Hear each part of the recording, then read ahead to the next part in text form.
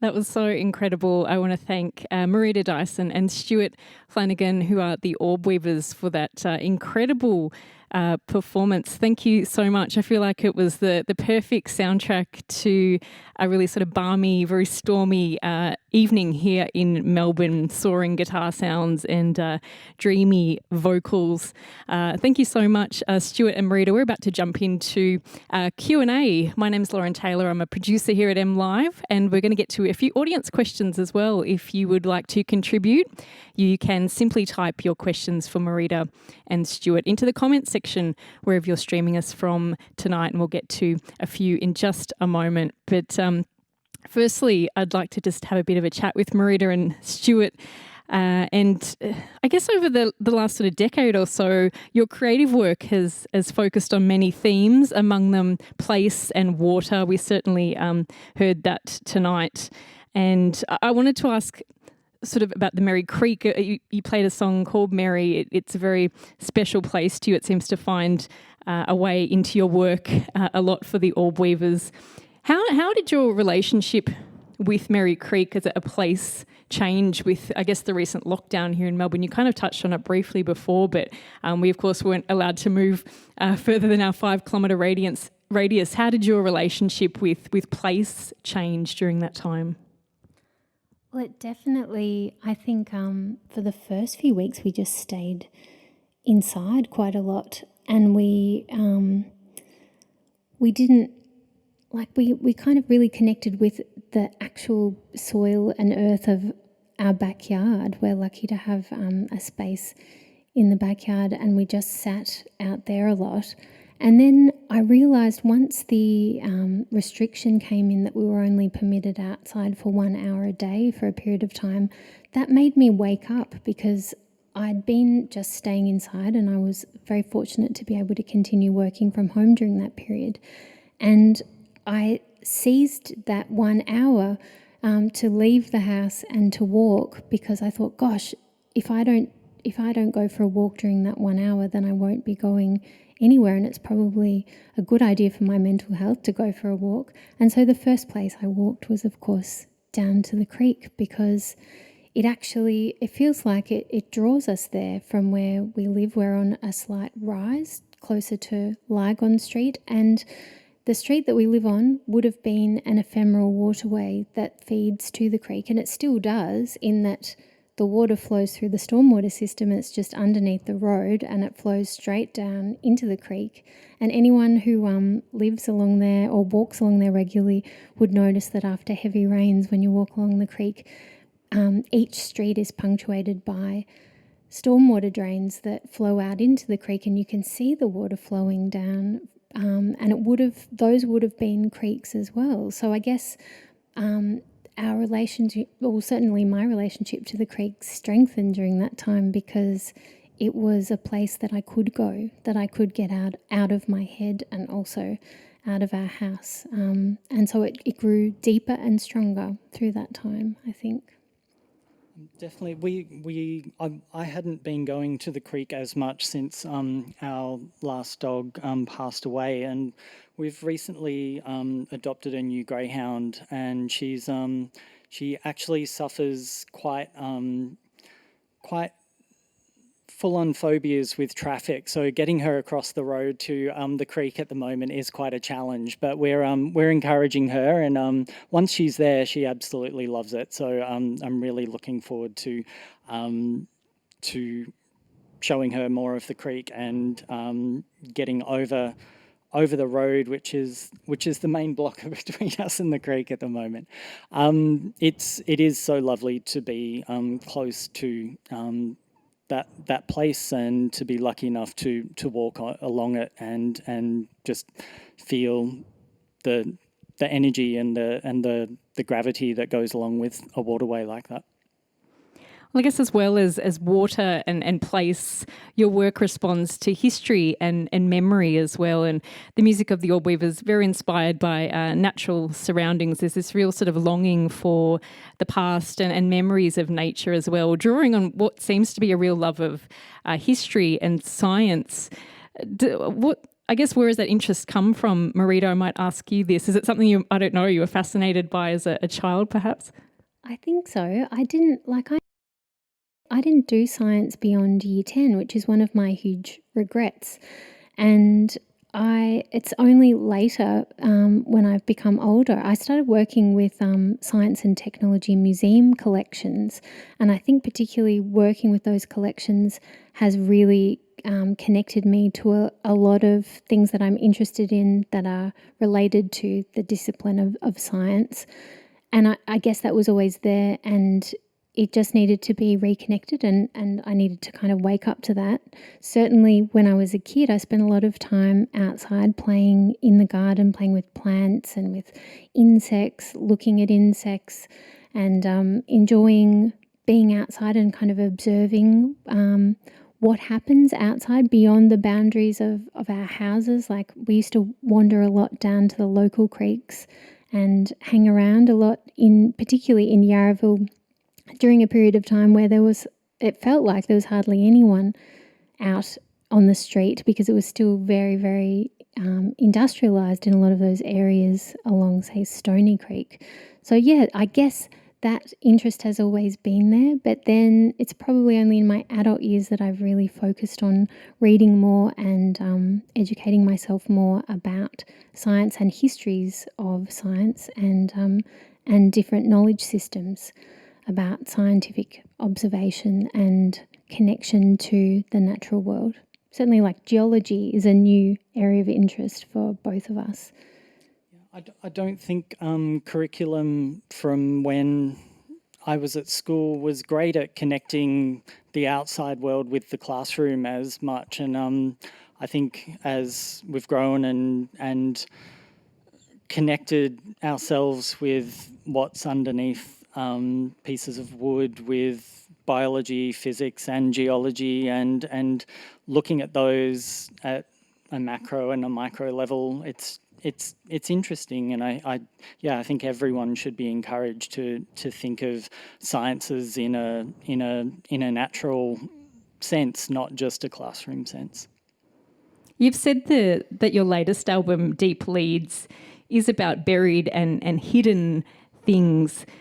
And there seems to be this kind of deep love for you of exploring not only history and science, and I don't know if this is sort of too much of a stretch, but things that are surrounding us that we may not necessarily see, but maybe feel unconsciously. I don't know if that resonates with either of you, if you could speak to that. Yeah, definitely. I think there's a lot of, like, thinking about, say, water in a place like Melbourne.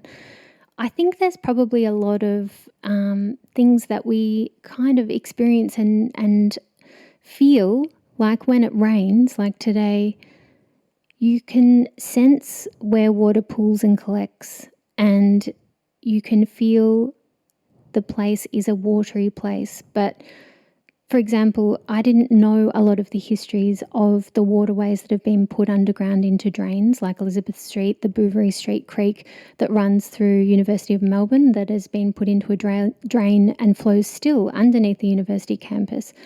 But when you actually connect with that story and that knowledge, which is a Wurundjeri story, because the waterway is on Wurundjeri lands, and once you connect with that story and realise, yes, of course, there would be water flowing down from where Melbourne University is up on the top of Swanston Street down towards where the Birrarung is at Flinders Street. Once you kind of connect that, it's something that you may have actually felt in understanding where water flows, where it collects. But until somebody tells you that story, it kind of doesn't become part of your knowing. And that's been my experience. And lately when I can't go to sleep, I lie in bed and I think about all the places which I used to play in, which were really watery. And there was a period of time where we lived in a really interesting, decrepit, derelict house in Hawthorn. And of course, Hawthorn's a really watery place. It's full of clay. And this was in the early 80s when I was in like grade 1, and I used to play in this one corner of the yard that had all this kind of really pitted clay, and it would collect water, and we would always been mucking around there because I felt like a really interesting place. There were mosquito wrigglers in the pools, and algae would bloom because the water would be sitting there. And when I think back, of course, that makes sense that water would collect there because it was an area where there probably were ephemeral wetlands there. It was an oval, and many ovals in Melbourne are former wetlands. The oval at Melbourne University is a former wetland that has river red gums around it that predate the university. And when you think about, when you connect with those stories and those histories and actually go and visit those places, it makes so much sense. So I guess, yeah, they were stories that were hidden to me personally. I'm sure there are many people who know these stories, but I guess for a person my age who's had my experience through living and growing up in Melbourne, there are so many hidden layers that are there to kind of learn about and absorb and understand. And certainly that record was about thinking about those layers. It was also thinking about layers of bluestone, how they underlie huge parts of the northwest of the city, and then thinking about gold mining as well and extraction, and how there are huge areas in Victoria where extraction of gold had to go underneath layers of bluestone.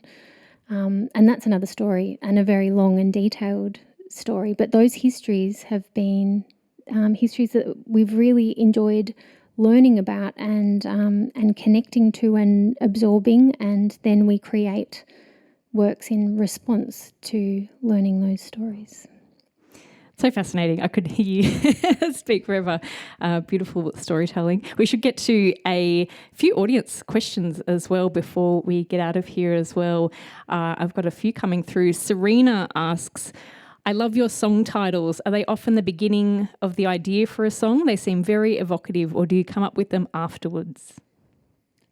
I think the majority of the time they're definitely part of the original idea, and Marita's usually got an idea and at least a verse in her head as we sit down and play through it and give it structure and plan out some more verses. But the titles are usually there. I feel. Yeah, we usually pick out whatever is a key part of the song so that everyone knows what the song is when we write it on our set list for all the other members of our band. So it's usually like kind of a key focus of the song. But thanks for asking that question. That's really nice to be asked that question. Thanks, Serena. I've got another one from Clee, who is asking, is being life partners as well as creative partners always a good thing? Do you find you're always on as artists? I think it's, well, Stu and I have been together for 20 years this year. And congratulations. Thank you. It's amazing thinking about that duration of time. And we met each other because we lived in houses not quite next to each other. And I used to park my car outside Stu's window, and then when I'd get in my car, I'd wave and you'd wave from your window, and that's how we started talking. And then once we started kind of hanging out together and living together and spending all our time together, it wasn't for a few years until we kind of set up the band, but it was something that we knew we really wanted to do from the start of meeting each other. But it does feel like, I guess, we're always thinking about ideas, and we're always interested in learning more and being inspired by places and stories and things around us that might eventually turn into a song or a drawing or a performance or a creative work. But things may or may not turn into creative works, but we definitely both are always thinking about those things, I think. And then we're just living, and I'm just being random around the house or whatever. I think it would have pluses and minuses in various areas. I think it helps to keep kind of going and being perpetually bouncing off each other when someone's not working or thinking about something someone else usually is, and then that can inspire the other person. So having that connection in the house can be great. But yeah, it can also, we can get quite attached to certain ideas and things, and we have to work through that pretty carefully sometimes. Yeah, we have a way of resolving creative decisions. I'm not sure if this is our final audience question. We might have a couple more, but Cassie wants to ask, what season inspired your music for most of these tracks? Is there a particular season? Probably autumn. Autumn's a favourite time for us, and we've some songs that we haven't included in the set tonight, but from other records are definitely refer to autumn.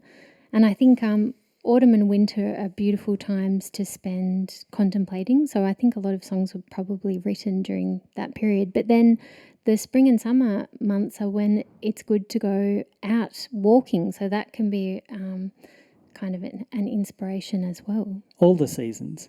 I agree, but yeah, more recently, I think, and in a lot of the field recordings we've done recently while out walking, or the recordings we've done while out walking, we're starting to hear a lot of that kind of that blinding high pitch of summer, and I see that in quite a few songs. We didn't play The Dry tonight, but Pins and Humming Wire, I see a bit of summer in, definitely. Excellent. I think that was our last audience question. Thank you so much to everyone that submitted questions there for Marita and Stuart from the Orbweavers. I just finally wanted to ask, you mentioned a song that wasn't played in your set tonight. I'm not sure if you're referring to maybe the latest single as well, if people want to find out more from the Orbweavers. Oh, yes, that song. Yeah, we were going to include our new song on this sequence. It's called... I've forgotten the name of it. I just had one of those moments. It's called When the Sky is Grey. That's right. It's a bit too recent for our memories. I could see the image of it, the drawing that I did for it, but I couldn't remember what the words were. But yeah, it's definitely about being inside and being kind of a little bit in isolation, and then finding things outside in nature to draw yourself out of that. So I guess it's quite autobiographical for us. We've both been through those phases, go through those phases. It goes through. It does go through a fairly grey patch and ends up at a more in a bluer sky towards the end. So it probably transfers through winter into spring.